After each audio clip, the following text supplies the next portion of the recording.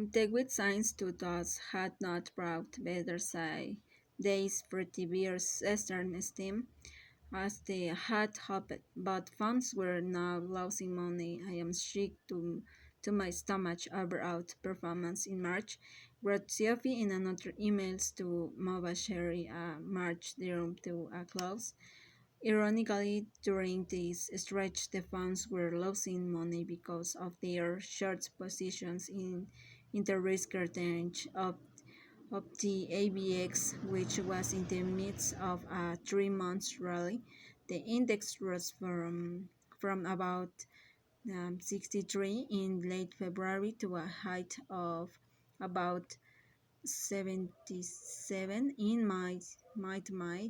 When the index hit its low in February, many of those who were short, including Goldman's, began covering their position, which forced them index here. Hasiofi also noted in an email another reason the ABX might have been going up was that tree was, as he put it, significant rhetoric around certain types of bailout programs and financial and refinancing facilities that various banks were implementing.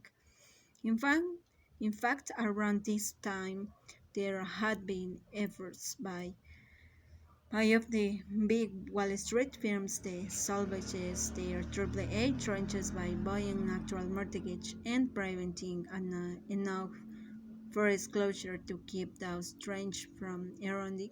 Birwich owned the mortgage originator NMC, announced an NMC Mod Squad in early April, which was supposed to help delinquent borrowers avoid foreclosure. Other firms, including Merrill Lynch and Morgan Stanley, were meeting to see if they could do something collectively to keep homeowners from defaulting.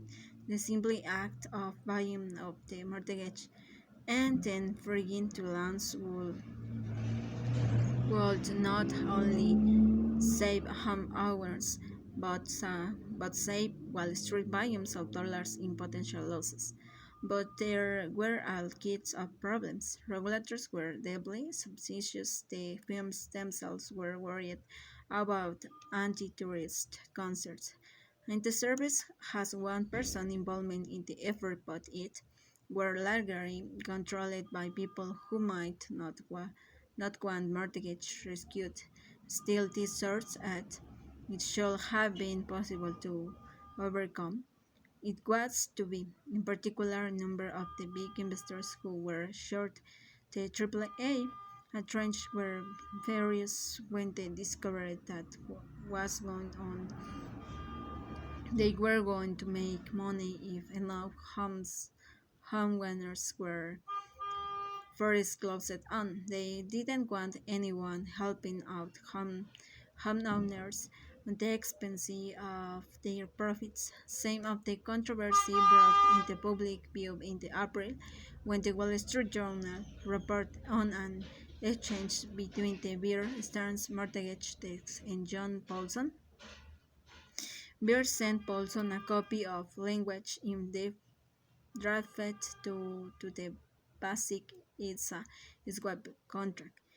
It unequivocally gave the underwriting of any mortgage-backed securities the right to support falling home loans in the mortgage security where we were shocked.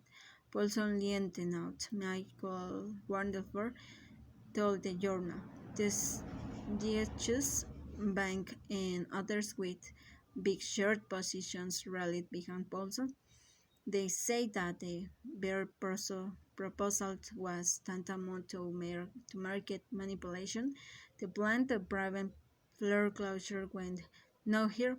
Despite their worries, CFO and Tani never let on to their investors that anything was amiss. Doing so would have turned their fears into a self-prophecy, causing panicked investors to jack their funds, nor did the they gone out of their way to detail the extent of their supreme exposure. Their greeting communication to investors showed that only 6 6% to 8% of the funds assets were invested directly in subprime mortgage when the actual exposure, including CDOs banked by subprime mortgage, was closer to 60%, although they didn't although they did give a fuller account whenever they were asked in conference call about the supreme exposure. Some investors would nevertheless feel that the Beard team had misled them. Um, and so would government, which would later bring civil and criminal charge against Soviet entailing, charming them with talking up the funds while entertaining the private above. Xiaofi was also charged with insider trading for taking $2 million of his money out of the funds without telling investors, but a jury found both men not guilty of the criminal charge. And when you read their emails in full, you can understand why. As of the fall of 2010, the civil case was still open. It wasn't so much that the men were lying as that they were scrambling for salvation, trying to find ways to make it all work, and grasping on to any small crumb of hope to help convince themselves that this market upon which their fortunes depend couldn't really be disintegrating before their eyes. On April, for instance, Paul Van Solkema did some preliminary analysis with a new credit model he was working on, in which he reserve engineered some mortgage-backed securities, drilling down to the individual mortgage. He wanted to be able to play around with the false scenarios at the homeowner level to see how different default rates could affect CDO trench. It is both telling and stunning that a firm of the signs on supposed sophistication of Bear Stearns didn't have the ability to do this before launching yet firms whose prospect will be depend on that very thing.